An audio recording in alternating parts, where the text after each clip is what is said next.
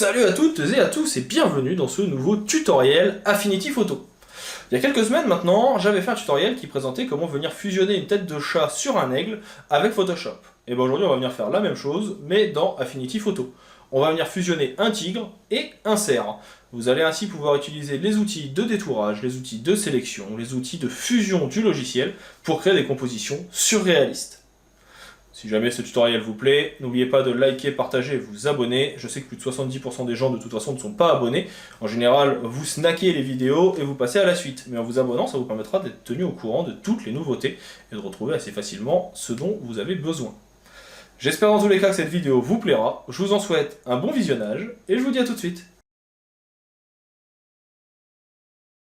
Attaquons donc notre exercice de fusion animale. On va partir ici d'un cerf et de ce petit tigre que l'on a en photo.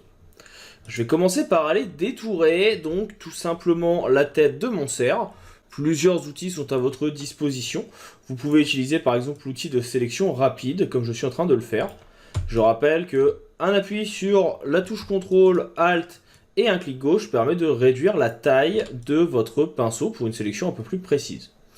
Donc là, vous voyez, je vais récupérer rapidement une partie de la tête, un petit peu de la nuque, qui me permettra de pouvoir venir incruster beaucoup plus facilement par la suite. Et puis, on va venir bien sûr récupérer les bois. Ça va être la partie qui sera la plus compliquée avec cet outil. Il faut que les contrastes soient bien adéquats.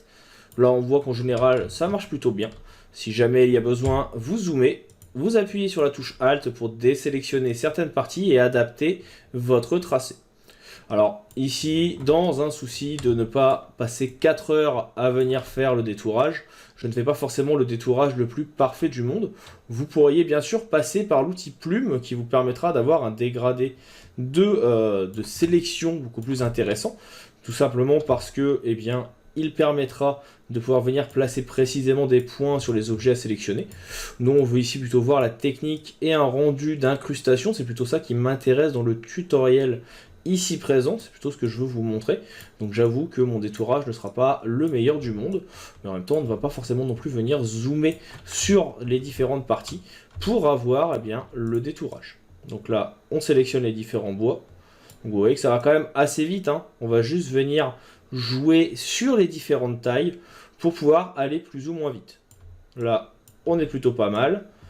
On a notre bois qui est quasiment sélectionné, on enlève juste la petite sélection au niveau de l'oreille, on vient retravailler un petit peu tout ça, en haut et en bas, et ainsi vous avez donc, vous voyez, assez rapidement une sélection.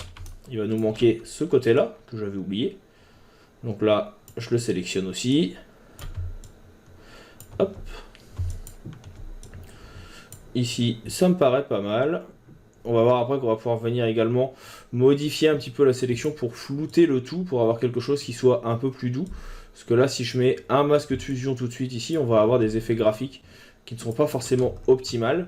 Mais là, vous voyez, si je viens mettre tout de suite mon masque de fusion, donc c'est le petit bouton qui est ici, hein, le masque de calque. Si je viens zoomer et que je fais un CTRL D, on a quelques effets qui ne sont pas parfaits. Donc moi, ce que je vais faire, c'est que je vais venir dans sélection. Et ici, on va avoir contour progressif. On va le mettre très léger, on va le mettre à peu près à 3. 3, ouais, peut-être même plus aux alentours de 5. Il faut noter manuellement. Et pourquoi 5? Tout simplement parce que ça va flouter un petit peu. Et donc si je remets mon masque de calque et que je fais un CTRL D, vous voyez que c'est un petit peu plus doux. Là je vais faire un petit CTRL Z, on voit qu'il va manquer quelques parties. Donc je vais juste venir les resélectionner. N'hésitez pas à faire des CTRL Z si vous allez un petit peu trop loin. Et à zoomer en faisant un CTRL et en appuyant sur la molette de votre souris. Ça permettra de venir adapter bien comme il faut le tout. Donc là, ça me plaît un peu plus. Je vais faire un CTRL X pour couper. Et on va venir le mettre maintenant sur notre petit tigre.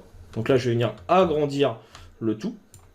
Et là, la tête, moi, je veux qu'elle soit à peu près ici, qu'elle vienne remplacer.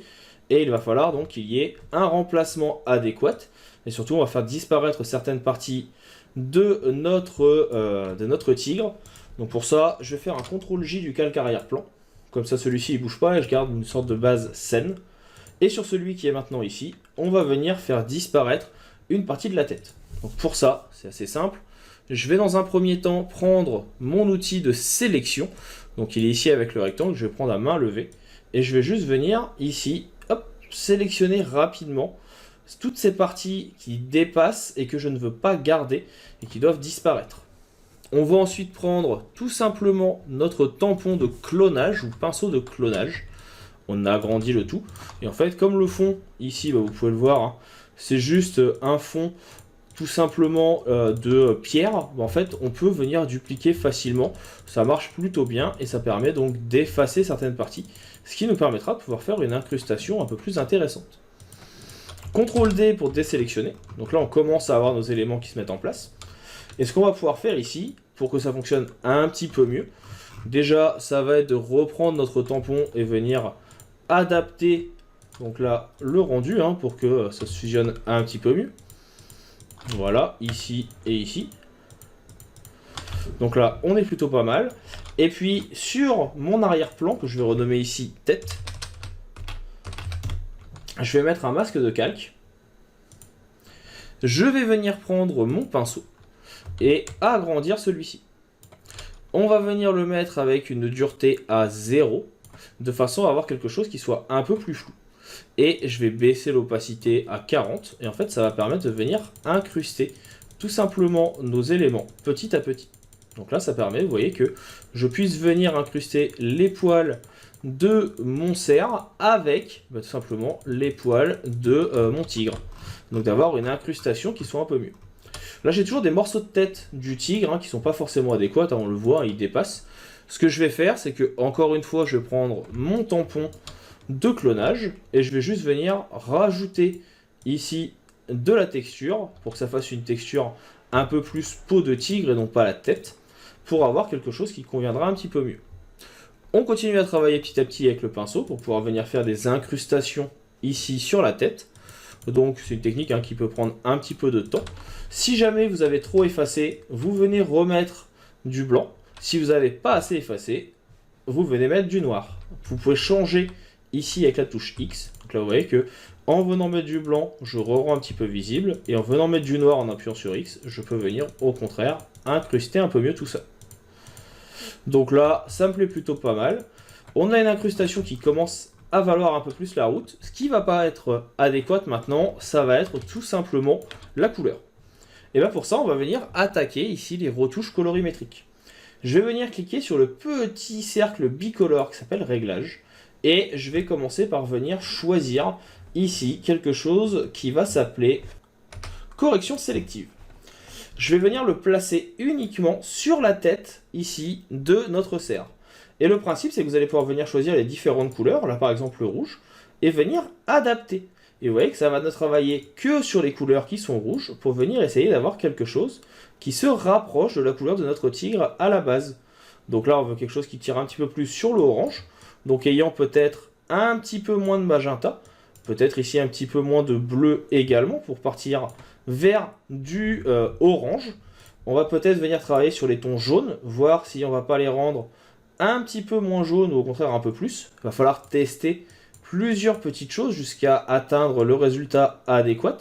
Là vous voyez qu'en ajoutant un petit peu de bleu et en venant ici jouer sur le noir et blanc, on peut commencer à se rapprocher des teintes. Vous pouvez faire un petit avant-après ici. Et on voit qu'on a des teintes qui vont commencer à être dans les bonnes mouvances. On peut également jouer sur le neutre qui va permettre de venir ajouter un petit peu de orange.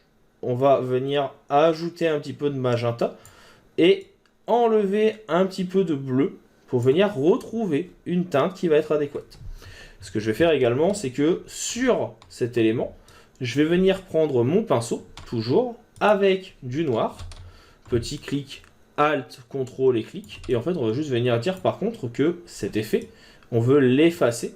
Là, je peux venir réaugmenter mon opacité. Voilà. On va venir l'effacer par contre sur les bois, parce qu'on ne veut pas colorer les bois. Ce qu'on veut, c'est juste colorer la tête de notre animal. Donc là, vous voyez que très rapidement, on peut commencer à avoir une colorimétrie qui nous convient. Il faut vraiment prendre son temps pour venir trouver la bonne et avoir quelque chose qui fonctionne. Mais là, vous voyez que j'ai quelque chose qui va être plutôt pas mal. Je vais venir zoomer. Je vais juste venir également enlever les effets dans l'œil. Je vais les enlever également sur la truffe et sur cette partie pour que ça soit quelque chose qui s'adapte un petit peu mieux. Là, je suis peut-être un peu trop orangé, peut-être un petit peu trop de jaune. Donc là, j'essaye d'avoir quelque chose qui me correspond un petit peu plus. C'est pas toujours facile de trouver dans un premier temps, mais là, on voit qu'on s'en rapproche. Et donc là, vous voyez, vous avez votre fusion qui commence à fonctionner plutôt pas mal. On va ensuite pouvoir venir faire d'autres calques de réglage. Par exemple, un niveau qu'on va mettre tout au-dessus, qui va permettre de venir modifier l'ensemble de la composition et des contrastes. Le fait de venir retoucher l'intégralité va permettre de rendre le tout un petit peu plus réaliste. Là, je vais peut-être venir baisser aussi un petit peu l'opacité de mon calque pour que ça se fusionne un peu mieux. Et ainsi, on voit que l'effet commence à se mettre en place tout doucement. Je vais également venir créer un nouveau calque. Ce nouveau calque, je vais faire CTRL, ALT, clic, et on va venir mettre du blanc. Pourquoi? Tout simplement parce qu'on va pouvoir venir, par exemple, peindre sur certaines parties de la photo, et en jouant sur les modes de fusion, par exemple l'incrustation ou la lumière tamisée, on va pouvoir venir ajouter des effets de lueur qui vont donner l'impression que notre photo est un peu mieux incrustée. Ça va cacher un petit peu justement les effets d'incrustation qu'on avait. Et surtout à l'inverse, en venant peindre avec du noir, on va pouvoir venir créer un effet de vignettage. Donc ça veut dire qu'on va pouvoir venir assombrir certaines parties de la photo pour faire ressortir au contraire le sujet principal, ici notre petit animal.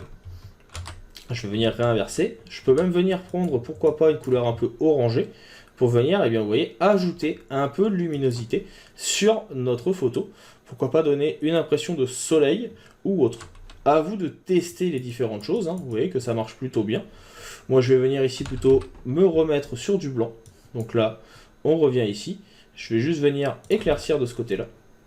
On va créer un nouveau calque qu'on va venir encore une fois mettre cette fois non pas en incrustation ou en lumière tamisée, mais qu'on va venir peut-être mettre en éclaircie avec une opacité un peu plus faible. Vous voyez que ça va faire ressortir la partie qui est ici. Alors je ne suis pas forcément fan, je voulais tester, mais ça ne me plaît pas forcément. Je vais terminer avec un dernier calque de réglage qui va être une correction sélective qu'on va venir mettre ici sur du neutre, et en fait celle-ci va permettre de venir retravailler l'intégralité de la photo pour pouvoir décider si on veut faire ressortir plutôt une teinte ou une autre pour avoir quelque chose qui sera plus ou moins réaliste. Donc moi je vais partir ici sur quelque chose que je veux un peu moins jaune, peut-être un peu plus sombre, et de cette façon on va avoir notre petit effet qui est fonctionnel et qui donc se met en place. Alors bien sûr, suivant les photos que vous aurez définies à l'origine, le résultat sera plus ou moins différent, mais vous avez compris le principe et la retouche. Si jamais vous avez des questions, un petit commentaire, vous pouvez l'envoyer. Si vous avez regardé ce tuto sur tuto.com, je rappelle également que vous avez une section dans l'entraide qui permet de poser vos propres animaux. N'hésitez pas. Et puis pour ma part, eh bien, il ne me reste plus qu'à vous dire à bientôt pour d'autres tutoriels sur Affinity Photo et sur de la retouche photo.